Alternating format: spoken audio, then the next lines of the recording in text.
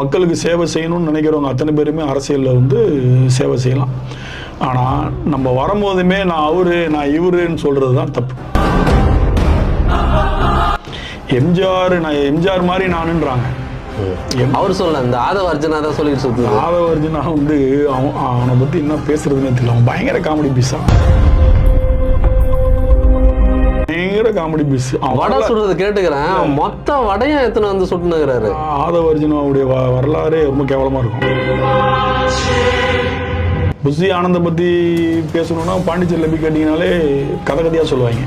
எப்படி அவரை சூஸ் பண்ணாருன்னே தெரியல. அதே மாதிரி இப்போ விஜயோட செயல்பாடுகள், அதாவது வந்து மன்னர் ஆட்சி நடக்குதுன்றாரு, அப்புறம் வந்து திமுக ஊழல் ஆட்சி, அதாவது இவங்க ஆட்சி பண்ணாங்கன்னா டோட்டலா ஓப்பனா இருக்குமா, என்ன பண்ணுவாங்கன்னு இது வரைக்கும் சொல்லல. அதாவது வடிவேல் சுந்தர் சி ஒரு காமெடி இருக்கும். ஏரியாவுக்கு வந்து போடுறா, ஏரியா எதிரா சொல்றா, வந்து போடுறா வாடா வாடா வாடான்ட்டு போவான்ல, அந்த கதை தான். பெண்கள் பாதுகாப்புக்கு முன்னுரிமை கொடுப்பாரு. இப்ப 2 பேரும் மாட்டினாங்க, விஜய் கட்சிக்காரங்க தான். தர்மபுரியில விர்ச்சுவல் தான் மாட்டலாம். விஜய் கட்சி தங்கச்சி கிட்ட போய் பேசியிருக்கான். எல்லா ஆட்சியிலுமே ஏதோ அதிமுக ஆட்சியில தான் பொள்ளாச்சி. இல்ல பொள்ளாச்சி மேட்டரை பேசவே மாட்டேங்கிறாப்லையா. இவர் பண்ண பெரிய தப்பு என்னன்னா, குடும்பத்தாரின் பேச்சை கேட்டதுதான் அந்த கட்சி அழிஞ்சதுக்கு பெரிய காரணம். விஜயகாந்த் மட்டும் அந்த இண்டிபெண்டா டிசைட் அத்தாரிட்டியா இருந்திருந்தாருன்னா இன்னைக்கு அவர் இறந்திருக்க கூட வாய்ப்பு இல்லை, சிஎம் இருந்திருப்பாரு. அவர் பண்ண இன்னொரு பெரிய தப்பு என்னன்னா, ஜெயலலிதா எவ்வளவு பெரிய ஆளுமைன்றதுக்கு ஒரு சின்ன எடுத்துக்காட்டு. சட்டசபையில சினிமா நடிகர் மாதிரி நடந்துக்கிட்டார். உங்களுக்கு தேய்பிறை ஆரம்பம்னு சொல்லி முடிச்ச அடுத்த நிமிஷம் அழகா அந்த அம்மா வந்து கட்சி சின்னாபின்னமாச்சு. எப்ப ஒரு நாக்க துருத்துனாரோ சட்டசபையில, அத வந்து இன்னைக்கு நிறைய பேர் விஷயம் தெரியாம ஒரு ஆம்பளை பயங்கரமா பேசிட்டாரு. இல்ல சபை மரபுன்னு ஒண்ணு இருக்குங்க.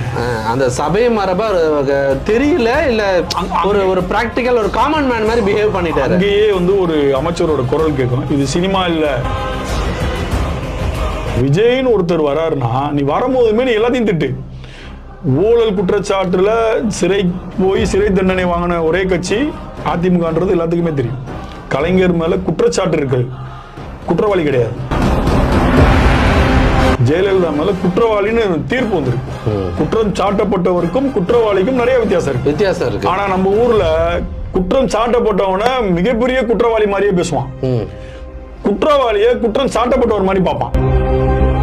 விஜய் வராரு அப்படின்னா அவர் வரும்போதுமே அதிமுக எதிர்த்து, திமுக எதிர்த்த மாதிரி அதிமுக எதிர்க்கணும். நீங்க ஊழல் பண்ணிருக்கீங்க போங்க, திமுக மாதிரி நீங்களும் ஒண்ணுதான் அப்படின்ற மாதிரி அவர் பேசியிருந்தா அவருடைய ஸ்ட்ராட்டஜி ஓகே. விஜயை பார்த்து, விஜயோட ரோட் ஷோ பார்த்து திமுக பயந்துருச்சு அப்படின்னு மூத்த பத்திரிகையாளர் கொம்பு சுத்திக்கிட்டு இருக்காங்க. அதாவது திமுக வந்து ஓப்பனா சொல்றாங்க, எவனை பார்த்தா என்னைக்கும் பயந்ததா வரலாறே கிடையாது. யாரை பார்த்தும் பயப்பட மாட்டாங்க திமுக. நான் திமுக காரன் கிடையாது, பத்திரிகைக்காரன். இன்னொரு முக்கியமான விஷயம், கேப்டனுக்கு வந்த கூட்டத்தோட விஜயோட கூட்டம், டேய் நீ போய் பாத்தியா, அவன் வயசுல பெரியதான், டேய் நீ பாத்தியா, விஜய் கேப்டனுக்கு வந்த கூட்டம் வந்து அவர் கட்சி தலைவரா பார்க்க வந்த கூட்டம், அவரோட கட்சி தொண்டர்கள் அந்த போர்ஸோட. அப்படி பார்த்தா சிரஞ்சீவி கூட்டத்தை பாத்தீங்களா? விஜய் வந்தது வந்து மிக முக்கிய அடி யாருக்குன்னா நாம் தமிழர். வேற யாரும் இதுல பெருசா பாதிக்க மாட்டாங்க. விஜயோடைய டார்கெட் 26 கிடையாது, விஜயோடைய டார்கெட் 31. 26ல அடித்தளம் போடணும்ன்றது அவருடைய தெளிவா இருக்காரு. விஜய் தெளிவா இருக்கிறாரு. விஜய் ஜெயிக்க முடியாதுன்றீங்களா? அவர் கரெக்டான சூஸ் பண்ணிருந்தேன். ஆமா, யாரா இருந்தாலும் அடிச்சிருவாங்க. கஷ்டம் தான். நீங்க 70% தாங்க அதிகமா ஓட்டு போலிங் ஆகுது. 30% இல்ல, ஃபர்ஸ்ட் டைம் ஓட்டர்ஸ் விஜய்க்கு இருக்குதுன்ற மாதிரி ஒரு பிம்பம் இருக்கான, அது உண்மைதான். அது அதனால இது எந்த அளவுக்கு போய் நிற்கும் அப்படின்றது தெரியாது. அஜித் அப்படி சொல்வாரான்றது அதுல எனக்கு தெரிஞ்ச அது வாய்ப்பே கிடையாது. அது மாதிரி அஜித்தோட ஆதரவு விஜய்க்கு கிடைக்குமான்றது $1 மில்லியன் கேள்விதான். ஆமா, அதெல்லாம் வந்து டக்குன்னுலாம் சொல்ல மாட்டாங்க. அவருக்கு உதயநிதி மேதையும்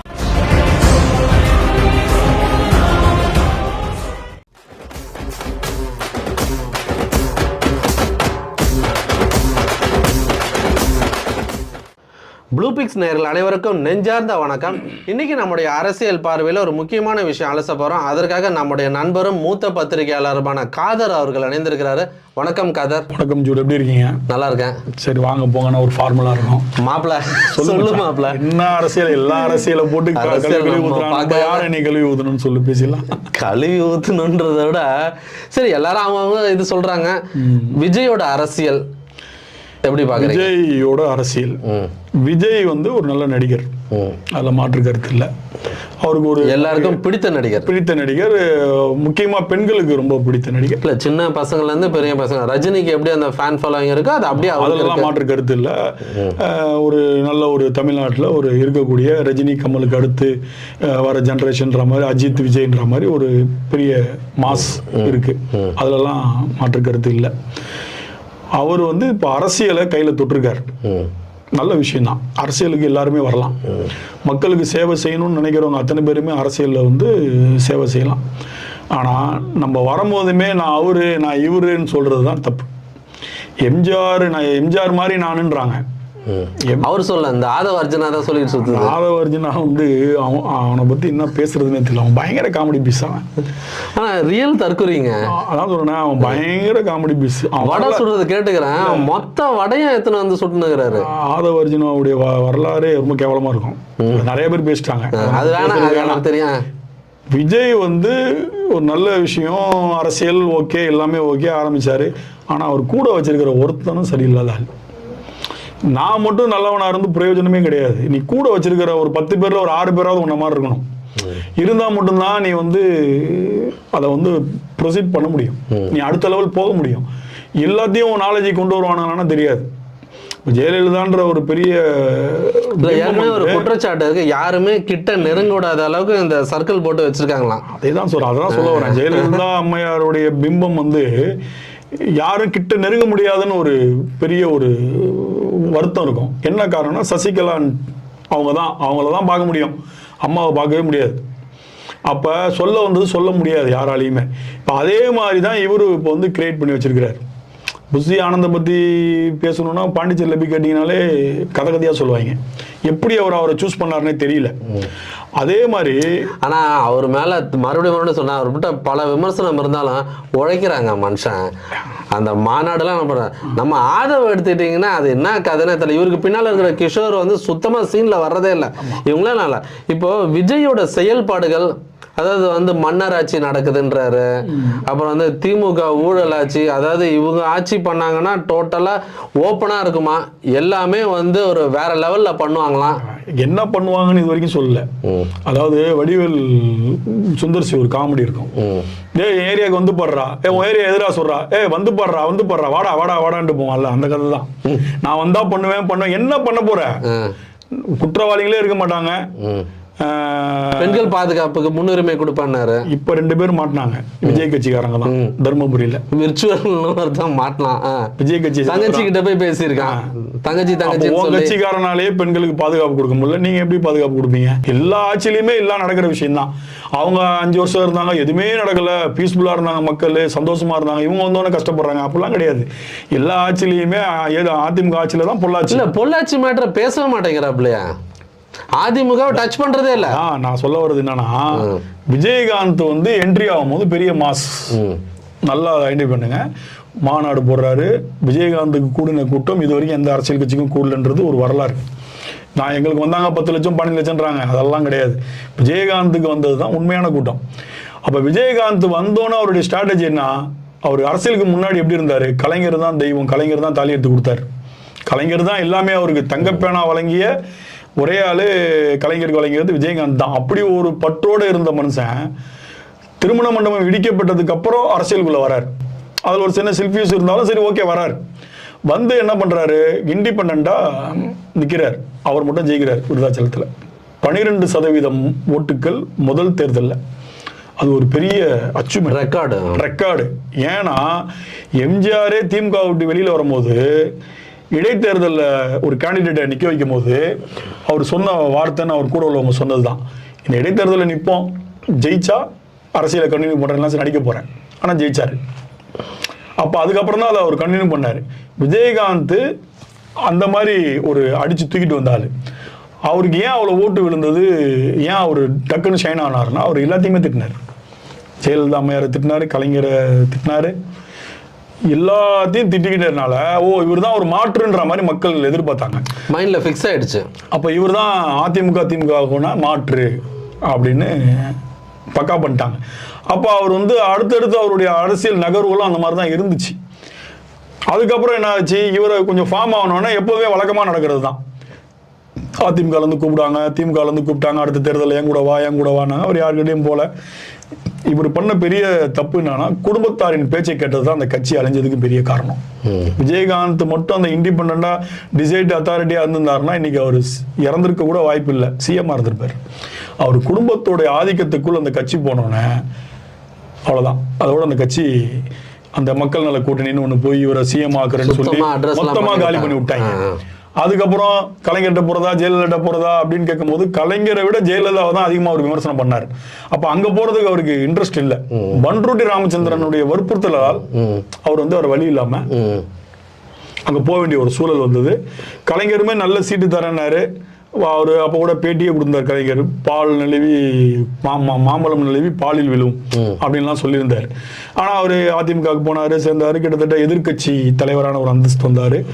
அவர் பண்ண இன்னொரு பெரிய தப்பு என்னன்னா, ஜெயலலிதா எவ்வளவு பெரிய ஆளுமைன்றதுக்கு ஒரு சின்ன எடுத்துக்காட்டு, சட்டசபையில சினிமா நடிகர் மாதிரி நடந்துக்கிட்டாரு. உங்களுக்கு தேய்பிறை ஆரம்பம்னு சொல்லி முடிச்ச அடுத்த நிமிஷம் அழகா அந்த அம்மா வந்து கட்சி சின்னாபின்னமாச்சு. எப்ப அவர் நாக்க துருத்துனாரோ சட்டசபையில, அது வந்து நீங்க நிறைய பேர் விஷயம் தெரியாம ஒரு ஆம்பளை பயங்கரமா பேசிட்டாரு. இல்ல சபை மரபுன்னு ஒண்ணு இருக்குங்க. அந்த சபை மரபா தெரியல, இல்ல ஒரு பிராக்டிக்கல் ஒரு காமன் மேன் மாதிரி பிஹேவ் பண்ணிட்டாரு. அங்கேயே வந்து ஒரு அமைச்சரோட குரல் கேட்கும், இது சினிமா இல்ல, இது சினிமா அப்படின்னு ஒருத்தர் குரல் கொடுப்பாரு நாக்க துருத்தும் போது. அந்த ஒரு செயலால் அந்த கட்சி சின்னாபின்னமாச்சு. நாங்க போயிட்டு எங்க தொகுதிக்கு நிதி கேட்க போறோம்னு போன 18 பேர் அப்படியே போயிட்டாங்க. அந்த மன உளைச்சல்லையே அவர் வந்து அந்த உடல்நிலை பாதிக்கப்படுறாரு. அதுல முக்கியமா அருண் பாண்டியன் போனது பெரிய இதா இருந்தது.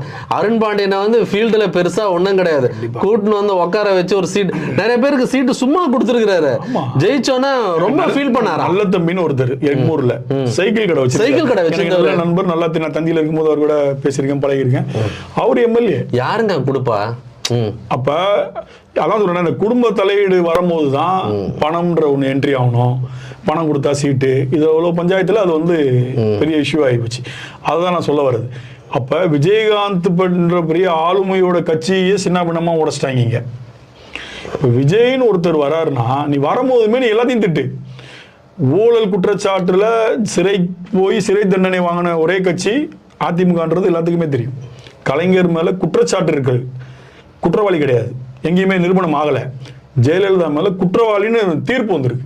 குற்றம் சாட்டப்பட்டவருக்கும் குற்றவாளிக்கும் நிறைய வித்தியாசம் இருக்கு. ஆனா நம்ம ஊர்ல குற்றம் சாட்டப்பட்டவன மிகப்பெரிய குற்றவாளி மாதிரியே பேசுவான், குற்றவாளிய குற்றம் சாட்டப்பட்டவர் மாதிரி பார்ப்பான். இப்ப அவங்க வந்து பெயில்ல வரும்போது ஏர்போர்ட்ல இருந்து அவங்க வீட்டு வரைக்கும் ரோடு ஃபுல்லா பூ.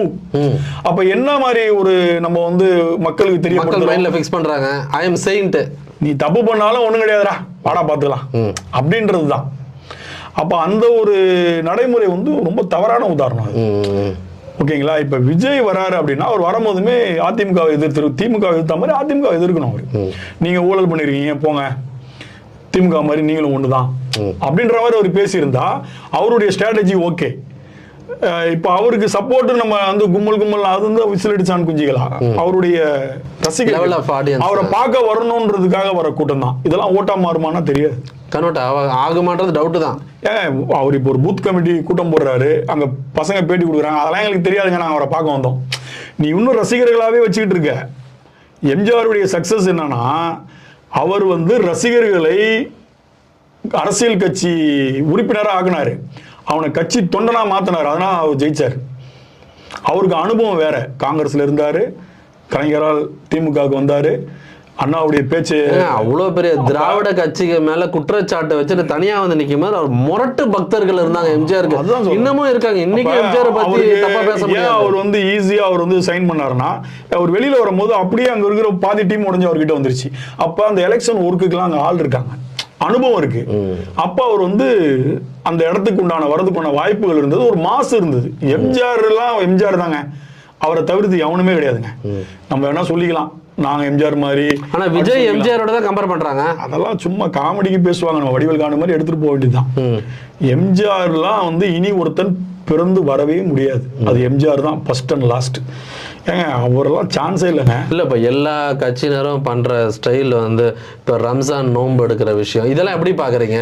அதாவது இஸ்லாமியர்கள் ஓட்டை மொத்தமா கவர் பண்ணலான்ட்டு நீங்க ஆஸ் அ ஜேர்னலிஸ்டா சொல்லுங்க. ஜேர்னலிஸ்டா சொல்லணும்னா இது எப்போ இதை கொண்டு வந்தாங்களோ நோன்பு திறக்கிறதுக்கு ஒரு ஃபார்மெட்டை வந்து நீங்க வாங்க அரசியல்வாதிகளை கொண்டு வந்தாங்க அன்னைக்கே போச்சு.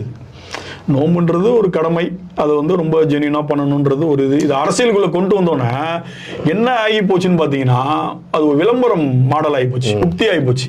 நம்மளும் ஒரு தொப்பியை போட்டு உட்காந்தோம், ரெண்டு பக்கம் தாடி வச்சால உட்கார வச்சுட்டு போட்டோ எடுத்துட்டா நம்ம இஸ்லாமிய நம்ம சப்போர்ட்டான ஆளு அப்படின்னு நினைக்கிறாங்க. அதெல்லாம் கிடையாது. இன்னைக்கு இஸ்லாமிய அமைப்புகள் பல வாக்கு உடஞ்சு போய் கிடக்கு.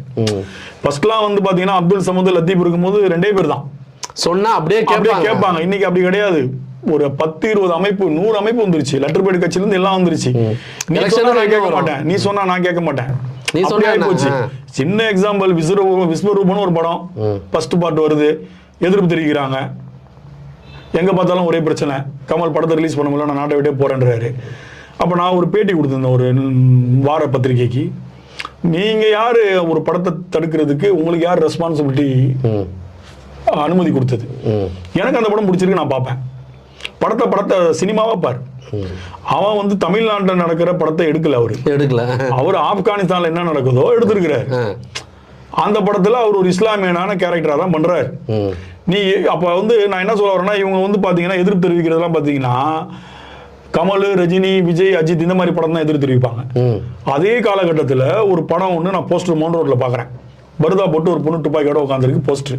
அந்த படத்தை நீங்க எதிர்ப்பே தெரிவிக்கலையே. அப்ப இவங்களுடைய கான்செப்டே என்ன அப்படின்னு பாத்தீங்கன்னா, விளம்பரம் வேணும்னா பெரிய ஆளை தொடணும். அப்ப பெரிய ஆளை தொட்டா நமக்கு மீடியா ஃபோக்கஸ் கிடைக்கும். நீங்க சொன்ன அதே விஷயத்த சொல்றேன். இப்போ அந்த நோன்பு விஷயம் சொல்றீங்களா, அதே மாதிரி இந்த கிறிஸ்மஸ் டைம்ல எல்லா ஃபாதர்லையும் கூட்டின்னு வந்து கேக் கட் பண்ணி வாயில ஊட்டின்னு ஒரு போட்டோ கொடுத்தா எல்லா கிறிஸ்டின்ஸும் ஓட்டு போட்டுறான்னு யாருன்னு தெரியல. இந்த எஸ்ரா ஒருத்தர் இருந்தாரு, அவர் இறந்துட்டாரு. இல்ல 2-3 பேர் இருக்காங்க. இவங்க எல்லாம் சொன்னா எந்த கிறிஸ்டின்ஸும் ஓட்டெல்லாம் போட மாட்டாங்க. இவங்க நினைச்சிட்டு இருக்காங்க. எவ்வளவு காமெடி இருக்கு தெரியுமா? நான் அந்த பிரஸ் மீட் எல்லாம் போய் நான் பாத்துருக்கேன், ஃபங்க்ஷனுக்கு எல்லாம் போய் யாருன்னே தெரியாது. 100 அங்கி வந்துச்சான்னு கேட்பாங்க. வந்தா நீ போடுன்னு இவங்க எல்லாம் ஃபாதர் மாதிரி போய் நிப்பாங்க. நான் கண் கூட பாத்துருக்கேன். எல்லாம் தனித்தனி சபைகள். அவங்களுக்குலாம் அது என்னன்னு கூட தெரியல. அப்ப இங்க வந்து என்னன்னா, ஒரு அரசியல்வாதி வரும்போதுமே அவர் வந்து ஒரு இவ்வளவு பேரோட ஃபாதர் போட நின்று ஒரு போட்டோ எடுத்துட்டா கிறிஸ்டின் ஓட்டு நமக்கு வந்துடும், தொப்பி போட்டு உட்காந்தா முஸ்லிம்ஸ் ஓட்டு வந்துடும். அது கிடையாது. இப்ப மக்கள் தெளிவா இருக்காங்க. ஜெயலலிதா அம்மையாரை வந்து அன்னை வேளாங்கண்ணி போட்டோவை திரிச்சு போடும்போது எதிர்ப்பெல்லாம் எதுவும் வரலையே. நீங்க சொல்ற இது விஷயம், சில விஷயம் நம்ம பட்டுப்படாம இருக்கணும். ஆமா, அந்த மாதிரிதான் இங்க உள்ள அரசியல் வந்து எப்படின்னா, எப்படி சொல்றதுன்னா, அன்னைக்கு காலத்துக்கு எப்படி இவங்க ஃபங்க்ஷனுக்கு போனா ஓட்டு விடுன்ற கற்பனையில இன்னும் வாழ்ந்துட்டு இருக்காங்க. உண்மைதான். இப்ப விஜய்க்கு எப்படி சொல்றீங்க, இஸ்லாமியர்கள் ஓட்டு எப்படி? அதாவது அந்த ஸ்கிரிப்ட்ல அது ஒண்ணு. என்ன இப்படி சொல்றீங்க? ஆமாங்க, இப்போ வந்து நோம்பு டைம் வந்துருச்சு, ரம்ஜான் நோம்பு. சார் இப்போ நம்ம அதுக்கு போனோம், எல்லா கட்சிக்காரரும் போனோம். இது 3வது ஸ்கிரிப்ட். இது போயிட்டு நம்ம வந்தா நமக்கு வந்து அவங்களாம் வந்து இது பண்ணுவாங்க. அப்போ ஒன்று பார்க்கறதுக்கே ஒரு கூட்டம் வரும். நீ ஒரு மதம் சார்ந்த ஒரு அமைப்பு ஒரு நிகழ்ச்சிக்கு போகும்போது நீங்க தான் அதை கண்ட்ரோலா போகணும். அங்க ஒண்ணுமே கிடையாது. நீங்க அங்க போய் பாத்தீங்கன்னா ஃபுல்லா கட்சிக்காரங்க தான். அவர் கூட உட்கார்ந்த ஒரு 10 பேர் தான் பாய்ங்களா இருப்பாங்க, மீது எல்லாம் துப்பி போட்டு தான் உட்கார்ந்தாங்க. இதை வந்து அவருக்கு தவறா கைட் பண்றாங்கன்னு நான் சொல்ல வரேன். விஜய் வந்து இப்படி போனா முஸ்லிம்ஸ் கவர் பண்ணிட்டோம், முஸ்லிம்ஸால ஒரு ஆள் கூட வச்சுட்டா அந்த ஓட்டுலாம் விழுந்துடும். இன்னைக்கு வந்து அப்படி கிடையாது. நீ டிசைட் அத்தாரிட்டி கிடையாதுன்ற மாதிரி தான் ஆயிப்போச்சு. பல அமைப்புகள் 100 அமைப்புகள் ஆயிப்போச்சு. எல்லா கட்சியும் எல்லா மதம் சார்ந்து தான் சொல்றேன் நான். ஜாதிக்கு ஒரு சங்கம் வந்துருச்சு. அப்ப நீ எல்லாத்துக்கும் ஒரு ஆளையும் கூப்பிட்டு வந்து பேச முடியுமா? அப்படி கிடையாது. இது ஒரு ஸ்ட்ராட்டஜி கிரியேட் பண்றாரு, அவ்வளவுதான். அதே மாதிரி விஜயை பார்த்து, விஜயோட ரோட் ஷோ பார்த்து திமுக பயந்துருச்சு அப்படின்னு மூத்த பத்திரிகையாளர் கொம்பு சுத்திக்கிட்டு இருக்கிறாங்க. அதாவது திமுக வந்து ஓப்பனா சொல்ற பாருங்க, எவனை பார்த்தா என்னைக்கும் பயந்ததா வரலாறே கிடையாது. யாரை பார்த்தும் விட மாட்டாங்க திமுககாரன். நான் திமுககாரன் கிடையாது, பத்திரிகைக்காரன். ஆனா எனக்கு தெரியும், நானும் ஒரு 28 ஆண்டுகள் இந்த ஃபீல்டுல இருக்கிறனால சமயம் வரும்போது வச்சு செய்வாங்க. அதே மாதிரி இந்த அண்ணாமலை கூட எடுத்துக்கிட்டீங்கன்னா, என்ன அரெஸ்ட் பண்ணுன்னு சொல்லுவாரு.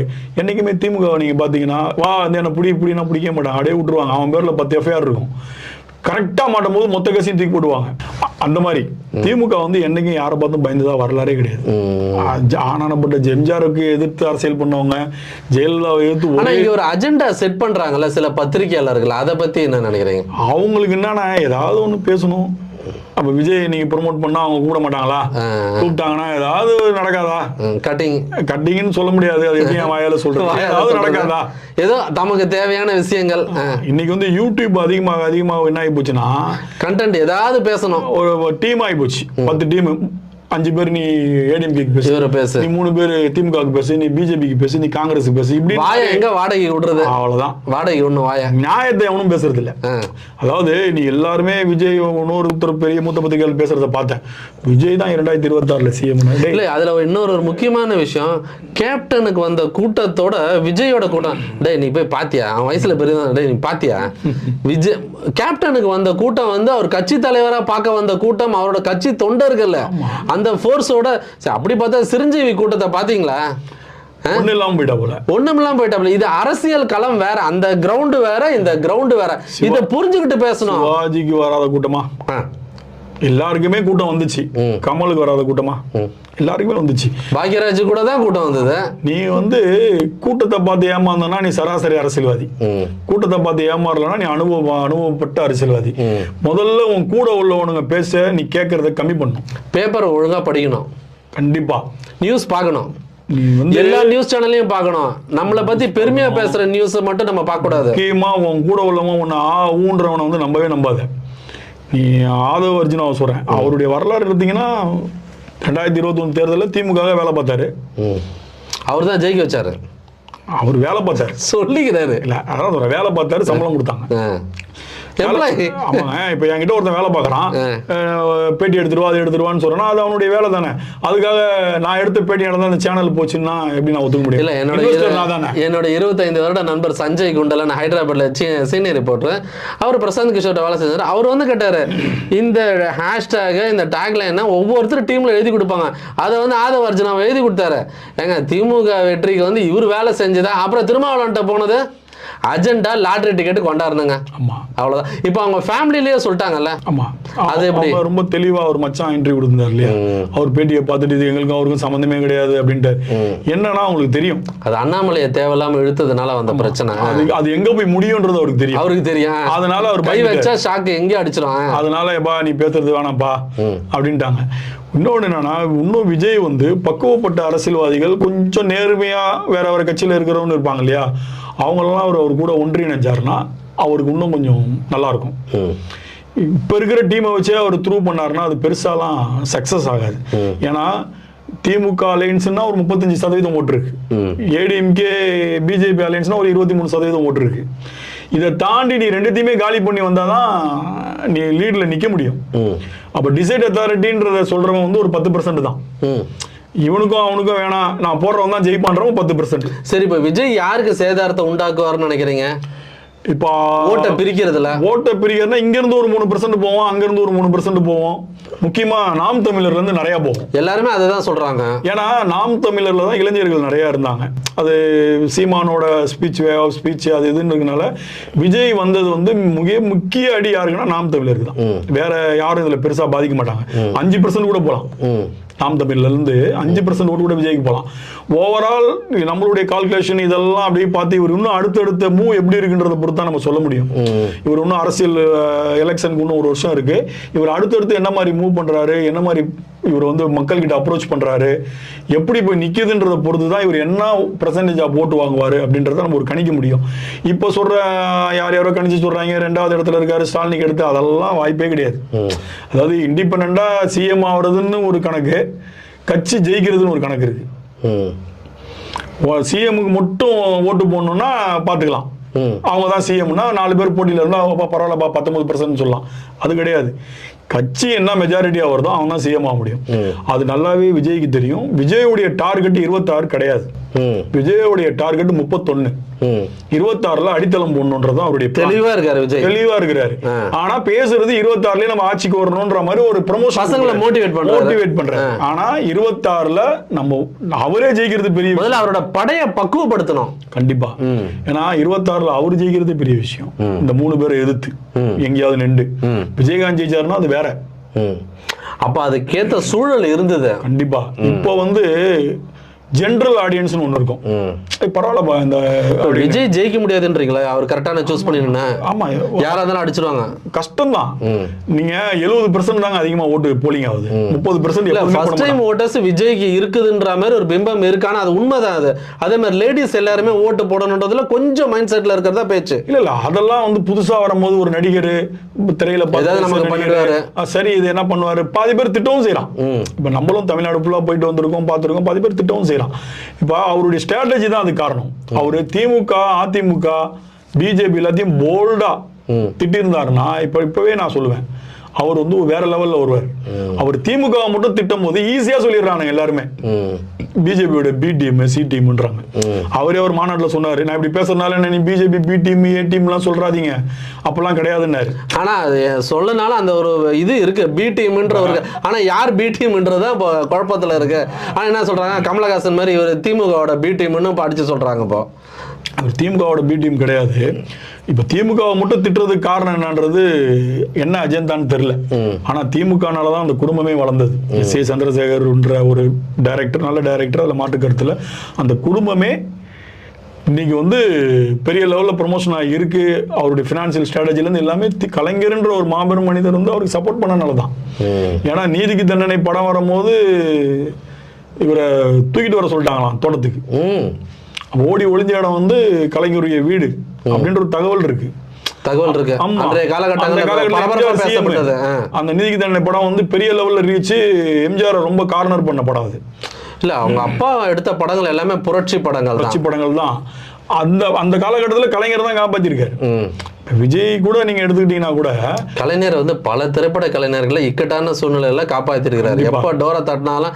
ஆனா அதே மாதிரி ஜெயலலிதா அம்மையார்ட்ட போயிட்டு அந்த தலைவா படம் ரிலீஸ்ல டைம் டு லீட் போட்டு கொடநாடுல போய் அவர் கணக்குல ஒரு நாள் ஃபுல்லா நிக்க வச்சாங்க. தைரியம்ன்றீங்க, இப்ப நீ அங்க தைரியத்தை காமிக்க வேண்டியதானே. அதே மாதிரி ஜெயிச்சுட்டு வரும்போது ஒரு அணிலா நான் செயல்பட்டேன்னு ஜெயலலிதா அவர்கள் அம்மையார்கள் வரும்பொழுது சொன்ன பேட்டியும் இப்ப எடுத்து போடுறாங்க. எல்லாமே ஏற்கனவே பேசுனது சொல்லதான். இப்ப நான் இன்னைக்கு பேசுறேன், நாளைக்கு நான் மாற்றி பேசும்போது நான் பேசுறது எடுத்து போடதானே செய்வாங்க. அன்னைக்கு எப்படி சொன்னேன், அப்ப நம்ம பேசும்போதுமே கரெக்டா பேசணும்ல. நீ எதிர்காலத்துல அரசியல்ல வரப்போறன்ற ஒரு டார்கெட் வரும்போதுமே நீ வந்து இதே திமுக கிட்டே நீங்க பம்பி இருக்கீங்க. இதே முதல்வர் மேயரா இருக்கும் போது ஒரு லாரி நிறைய அரிசி மூட்டை எடுத்துட்டு போய் கொடுத்தவங்க தான் நீங்க. சென்னை ரிப்பன் பில்டிங்ல அப்பெல்லாம் நம்ம பீட்ல இருக்கோம், ரிப்போர்ட்டரா இருக்கும். அந்த பிரஸ் மீட்டுக்கு நான் போயிருக்கிறேன். அப்ப முதல்வர் கையில கொண்டு போய் அந்த அரிசி மூட்டை லாரியை நிறுத்தி கொடுத்துட்டு போனவர் தான் நீங்க. அவரு மேயரா இருந்தார் அப்ப ஸ்டாலின் அவர். இப்ப நம்ம என்ன சொல்றோம்னா, நீ திட்டுனா எல்லாத்தையும் திட்டு, நீ திட்டுனா எல்லாரையும் திட்டு. அப்போ உன்னுடைய ஸ்ட்ராட்டஜி வந்து மக்களுக்காக இவங்க எல்லாம் தப்பானவங்க, நான் கரெக்டானவங்கன்னு அர்த்தம். நீ ஒரே ஒருத்தனை வந்து நான் மன்னராட்சி அந்த ஆட்சி இந்த ஆட்சின்னு சொல்றதுல நீ யாருடைய டீமோன்ற மாதிரி தான் மக்கள் மனசுல பதியுது. அந்த பேட் ஒப்பீனியனை நீ மாத்தினா மட்டும்தான் 26ல ஓரளவுக்கு நீ பர்சன்டேஜா போட்டு வாங்க முடியும். ஓகே, இன்னொரு முக்கியமான விஷயம் இங்க கவனிக்கணும். அஜித் ரீசெண்டாக ஒரு ஆங்கில சேனலுக்கு கொடுத்த பேட்டியில் ரொம்ப அழகாக பேட்டி கொடுத்துருக்கிறாரு. அது அரசியல் குறித்து கேட்டதற்கு அவர்கள் விருப்பம், ஆனால் மக்கள் யாரை தேர்ந்தெடுப்பாங்கன்றது மக்கள் கையில் தான் இருக்கு, மக்கள் கையில் தான் இருக்குன்ட்டு அந்த பேட்டியை வந்து ரொம்ப லாங்குவேஜ்க்கு ரொம்ப ஸ்டைலிஷாக கொடுத்துருக்கிறாரு. ஸோ இதில் அஜித் ரசிகர்களோட பங்களிப்பு வந்து விஜய்க்கு வரும்னு விஜய் சைட்லேருந்து எப்போவுமே எதிர்பார்க்குறாங்க. நிறைய பேட்டிகள் வந்து பார்த்தீங்கன்னா, ஸோ தலை வந்து தலைன்னு சொல்லக்கூடாதுன்னு சொல்லிக்கிறாரு. But whatever it is, தலை அது அஜித் தான். ஓகேவா? அந்த அஜித்தோட சப்போர்ட் வந்து இவருக்கு வருமா வராதா? ஆனால் சினிமா சைடில் நிறைய பேர்கிட்ட கேட்கும்போது லாஸ்ட் மினிட்ல முடிவெடுப்பாருன்றாங்க. ஆனால் அஜித் வந்து எந்த வித பாலிடிக்ஸ்லையும் வரப்போறது இல்லைன்னு தெளிவாக சொல்லிட்டாரு. ஆனால் அவரோட ஃபேன்ஸுக்கு வந்து அவர் சொல்லாமல் இருக்கலாம். ஆனால் அஜித் ஃபேன்ஸோட சப்போர்ட் வந்து தனக்கு வேணும்னு நினைக்கிறாருல விஜய். கரெக்ட். அது எப்படி அஜித் யாருக்குமே சப்போர்ட் பண்ண மாட்டார். அவர் வந்து கழுவுற மீன் நழுவுற மீன். அவர் ஃப்ரெண்டா கூட இருக்கலாம் விஜய், மறைமுகமான ஏதாவது ஒன்று இருக்கலாமே தவிர டைரக்டா வந்து சொல்ல மாட்டார். ஏன்னா அவர் ரொம்ப நீட்டான ஒரு ஆள். அவர் தன் ரசிகர்களையே வந்து நான் அவங்கள யூஸ் பண்ணி நான் எதுவும் பண்ணணும்னு எனக்கு ஐடியா இல்லை, நீங்க உங்க குடும்பத்தை பாருங்கன்னு சொன்னவர். இப்ப துபாயில நடந்த ரேஸ் அப்ப கூட அப்ப நமக்கு ஃபேவரா இருக்கிற ரொம்ப அழகான பேட்டி அது. அதான் சொல்றேன், நம்ம குடும்பத்தை பாரு முதல்ல. அப்ப நம்மளை பார்த்து கடவுளே அஜித்தேன்னு கத்துறவனுல ஏன்டா அப்படி கத்துறீங்க, எனக்கு கடவுள்னே சொல்லாதீங்க அப்படின்னு இப்பவே அவர் வந்து ஒரு அணை போடுறாரு. ரசிகர் மன்றம் வேணான்னு சொல்றாரு. அப்ப எல்லாத்தையுமே என்ன சொல்றாரு, நீ உன் குடும்பத்தை பாரு, உங்க அப்பா அம்மாவை பாரு, என் பின் என்ன ரசி அதோட விட்டுரு, என் பின்னாடியே வராத, உனக்குன்னு ஒரு குடும்பம் இருக்குன்றாரு. அப்ப ரசிகர்கள் எனக்காக வந்த ரசிகர்களை மிஸ்யூஸ் பண்ணி நான் அதை பலன் அடையணுன்ற எண்ணம் அவருக்கு எப்போதுமே இல்லை. அப்படி இருக்கிறவரு தன் ரசிகர்களை கூப்பிட்டு இவருக்கு நீங்க ஓட்டு போடுங்கன்னு எப்படி சொல்வார்? அதுக்கு வாய்ப்பு ரொம்ப கம்மி. இன்னொன்று பார்த்தீங்கன்னா இப்போ வலைதளங்களில் நிறையா பார்த்தீங்கன்னா இப்போ அஜித் ரசிகர்களே வந்து ஏதோ ஒரு போஸ்ட் போட்டாங்கன்னு சொல்லி விஜய்க்கு அகைன்ஸ்டாகவே பேசிக்கிட்டு இருக்காங்க. அதனால இது எந்த அளவுக்கு போய் நிற்கும் அப்படின்றது தெரியாது. அஜித் அப்படி சொல்வாரான்றது அதில் எனக்கு தெரிஞ்ச அது வாய்ப்பே கிடையாது. அது மாதிரி அஜித்தோட ஆதரவு விஜய்க்கு கிடைக்குமான்றது $1 மில்லியன் கேள்விதான். ஆமா, அதெல்லாம் வந்து டக்குன்னுலாம் சொல்ல மாட்டாங்க. அவருக்கு உதயநிதி மேலேயும் நல்ல மரியாதை இருக்கு. இப்போ அவர் ரேஸுக்கு போகும்போது தமிழ்நாடு கவர்மெண்டோட ரேஸ் சிம்பிள் தான் அவர் சிம்பிளை காமிச்சு பாராட்டி 2 பேரும் மாறி மாறி ட்வீட் போட்டாங்க. அதனால அவர் வந்து கான்ட்ரோவர்சிக்குள்ள அவர் எப்படி யோசிப்பாருன்னா எல்லாருக்கும் நியூட்ரலா இருந்துட்டு போகணும்னு நினைப்பாரு. ரஜினிகாந்த் மாதிரி. ஆமா, ரஜினியோட விஷயம் அதுதானே, எல்லாருக்கும் ஃப்ரெண்டா இருந்துட்டு போயிடுவான், அவ்வளவுதான். யார் பிரதமர் கேண்டிடேட்னாலும் போயஸ் கடனுக்கு வராங்க. ஆமா, மோடியா இருந்தாலும் சரி, ராகுல் காந்தியா இருந்தாலும் சரி, அந்த மாதிரி ஃப்ரெண்ட்ஷிப்ல இருந்துட்டு போயிடலாம்னு நினைக்கிறேன். ரஜினிகாந்த்னு சொல்லும் போது அவ்வளோ பெரிய மாஸ் உள்ள ஒரு ஹீரோ. 96 எலெக்ஷன்ல அவருடைய வாய்ஸ் பெரிய லெவலில் ஈடுபட்டு கலைஞர் மூப்பனார் கூட்டணி ஜெயிக்கிற அளவுக்கான ஒரு வாய்ப்பை ஏற்படுத்திய ஒரு வாய்ஸ் உள்ள ஆளு. அவரே அரசியல் கட்சி வந்துடுறேன் ஆரம்பிக்க போறேன்னு சொல்லிட்டு டமால்னு ஓடி போயிட்டார். ஐயோ, அவர் சொல்றாரு ஒரு பேட்டியில, என்னான்னு ஒரு பிரஸ் மீட் அட்டன் பண்ண முடியலப்பா, எப்படி கேள்வி கேட்குறாங்க, எனக்கே ஒரு மாதிரி. சினிமா ரிப்போர்ட்டர்ஸ் வேற, பொலிட்டிக்கல் ரிப்போர்ட்டர்ஸ் வேற, இதுக்கு டிஃபரன்ஷியேட் புரிஞ்சுக்க மாட்டேங்கிறாங்க, தெரிஞ்சுக்க மாட்டேங்கிறாங்க. அவர் வந்து ஈஸியா வந்துடலாம்னு நினைச்சாரு, ஆனா ரொம்ப கஷ்டம். பூத் ஏஜெண்டா அது இது நிறைய இருக்கு, சும்மா கிடையாது. வந்தோன்னெல்லாம் உட்கார்றதுக்கு சிஎம் சீட் ஒன்றும் டைரக்டா போயிட முடியாது, மியூசிக் சேர் கிடையாது. அதுக்கெல்லாம் எவ்வளோ ஒர்க் பண்ணணும். அப்படியே மக்கள் மனசை மாற்றி ஓட்டெலாம் வாங்க முடியாது. இன்னைக்கு திமுகவுக்கு நான் ஆதரவாளர்னு இல்லை, நான் பத்திரிகையாளர் தான், நிறைய பண்ணிக்கிட்டு இருக்காங்க. இவங்க இந்த மன்னர் ஆட்சின்னு சொல்றதெல்லாம் இவங்க என்ன நினைக்கிறாங்கன்னா திமுகவுக்கு அகைன்ஸ்டாக போகணும்னு நினைக்கிறாங்க. திமுக அது ப்ளஸ்ஸாக போகும். என்ன சொல்றேன்னா, மக்களால் தேர்ந்தெடுக்கப்பட்டவர் தான் மு.க. ஸ்டாலின் அவர்களும் உதயநிதி அவர்களும். மக்கள் வேணான்னா நிராகரிச்சிருப்பாங்கல்ல, அவர் எம்எல்ஏ ஆயிருக்க முடியாதுல்ல. யாருமே அதை புரிஞ்சுக்கிறது இல்லை. எல்லா கட்சியுமே வந்து இன்னொன்று இந்த இடத்துல பதிவு பண்ண விரும்புகிறேன், வாரிசு அரசியல்னு எல்லாருமே பேசுறது பாத்தீங்கன்னா திமுக மட்டும் தான் பேசுவாங்க. மற்ற கட்சியை பத்தி பேச மாட்டாங்க. பாமகவை பத்தி பேச மாட்டாங்க, மதிமுகவை பேச மாட்டாங்க, அதிமுகவை பேச மாட்டாங்க. பிஜேபியில எல்லா கட்சியிலையுமே வாரிசு இருக்கிறாங்க, இவங்க அதெல்லாம் பேச மாட்டாங்க. ஆனா இவங்களுக்கு தெரிஞ்சதெல்லாம் ஸ்டாலின், உதயநிதி அப்படிதான் பேசுவாங்க. இது என்ன காரணம் அப்படின்னா, இவங்களுக்கு வந்து பெரிய இடத்தை டச் பண்ணாதான் நம்ம அடுத்த லெவல் போக முடியுன்ற மாதிரி. அது எப்போதுமே உள்ளதுதான். ஆனா யாருமே சீக்கிரமா வரல. ஸ்டாலின் வந்து 75ல இளைஞரணி செயலாளராகி படிப்படியா வந்துதான் 89ல தான் அவர் எம்எல்ஏ ஆகிறார். உடனே அவங்க அப்பா தூக்கி சீட்டு கொடுக்கல. அதுக்கப்புறம் 91ல தோக்குறாங்க, திரும்பி அப்புறம் 96ல ஜெயிக்கிறாங்க. அப்ப கூட அவர் மினிஸ்டர் ஆகல. 96ல வந்து அவரு இதாகிறார். அந்த மாதிரி வளர்ந்து வந்தவங்க தான். நான் இது எதுக்கு நான் அவரை சப்போர்ட் பண்ணி சொல்ல, அப்ப இந்த வாரிசு அரசியல்ன்றத வந்து நீ எல்லாத்தையும் பேசணும்ல. இவங்களை மட்டும் குறிப்பிட்டு பேசணும். அப்ப யாரோ சொல்லி கொடுத்து இவங்களை மட்டும் தான் நீங்க டார்கெட் பண்ணணும்ன்றது வந்து ஏதோ ஒரு அஜெண்டா வந்து நீங்க விலைக்கு போன மாதிரி தானே தெரியுது. எல்லாத்தையுமே திட்டுங்க. இப்போ வந்து 26 தேர்தல் எப்படி இருக்குன்னா, இப்போ வரைக்கும் ஏடிஎம்கே பேசிட்டு தான் இருக்காங்க விஜய் கிட்ட. அவர் உள்ள கொண்டு வர்றதுல ரொம்ப தெளிவா இருக்காங்க. எப்படியாவது கொண்டு வந்தா நம்ம அலையன்ஸ் ஸ்ட்ராங் ஆயிடும். ஒண்ணு எடப்பாடி மூலியமா பேசி கூட்டு வருவாங்க, இல்லைன்னா மேல இருந்து ஆர்டர் போடுவாங்க. என்னப்பா இத்தனை ஃபைல் இருக்கு அப்படின்னு ஆர்டர் போட்டாலும் போடலாம், அப்படி கூட உள்ள வரலாம். சோ எது வேண்டுமானாலும் ஆல்ரெடி அவங்க பேசும்போதுமே 2.5 வருஷம் நீ 2.5 வருஷம் நான் ஒரு அக்ரிமெண்ட் போட்டிருக்காங்க. அது ஒத்து வராம தான் அவங்க பிஜேபி கிட்ட போயிருக்காங்க. ஏன்னா அப்ப அது ஒரு தகவல் இருக்கு, நான் 2.5 வருஷம் நீ 2.5 வருஷம், என்னடா நீ இப்போ வந்தவன் நீ நான் 2.5 வருஷம் கேட்குற. இவங்க துணை முதல்வர் வரைக்கும் ஆஃபர் பண்ணியிருக்காங்க. பெரிய கட்சியில துணை முதல்வர் வரைக்கும் ஆஃபர் பண்ணியிருக்காங்க. இல்லை நீ 2.5 வருஷம் நான் 2.5 வருஷம் நான் சொல்லு, அப்படிலாம் முடியாது. அதுக்கப்புறம் இங்கே ஒரு ஃபைலை புரட்டினோன்னு சரி நீங்க போயிட்டாங்க. இன்னும் பாமகவுடைய ஸ்ட்ராட்டஜி என்ன, மற்ற கட்சியுடைய ஸ்ட்ராட்டஜி, தேமுதிகவுடைய ஸ்ட்ராட்டஜி என்னன்றதெல்லாம் இனிமேட்டு போக போக தெரியும். இப்போ பாமகலேயே பஞ்சாயத்து இருக்கு. அதனால விஜயோடைய தாக்கம் எப்படி இருக்கும் அப்படின்னா, அவருடைய அடுத்தடுத்து உள்ள அணுகுமுறை, தேர்தல் நெருக்கத்தில் நடந்துக்கிற அவருடைய பிரச்சாரங்கள் எந்த மாதிரி இருக்குன்றதை பொறுத்து தான் 26 அவருக்கு உண்டான பாதகமான்றத தெரிய வரும். ஆனா மக்கள் முடிவு. ஆனா விஜய்க்கு நன்றாகவே தெரியும் 26 அவருடைய டார்கெட் இல்லை, 31 தான் அவருடைய டார்கெட். அது விஜய்க்கு நல்லா தெரியும். அந்த ஐடியால தான் அவர் இறங்கியிருக்காரு. அதனால 31 நோக்கி என்னென்ன பண்ண முடியுமோ அந்த 26ல இருந்து ஸ்டார்ட் பண்ணுவார். 31ல அவர் ஒரு பெரிய ஆளுமையா வரலாம், வராமையும் போகலாம். அடுத்து அவர் பண்ற அந்த 5 வருட அரசியலை பொறுத்து அவருக்கு வாழ்வா சாவான்றது இருக்கு. ஓகே, உங்களுடைய ஆழமான அழகான கருத்துக்களை பதிவு செய்தமைக்கு ரொம்ப நன்றி. மீண்டும் ஒரு காணொலியில் உங்களை சந்திக்கிறேன். நன்றி, வணக்கம். வணக்கம்.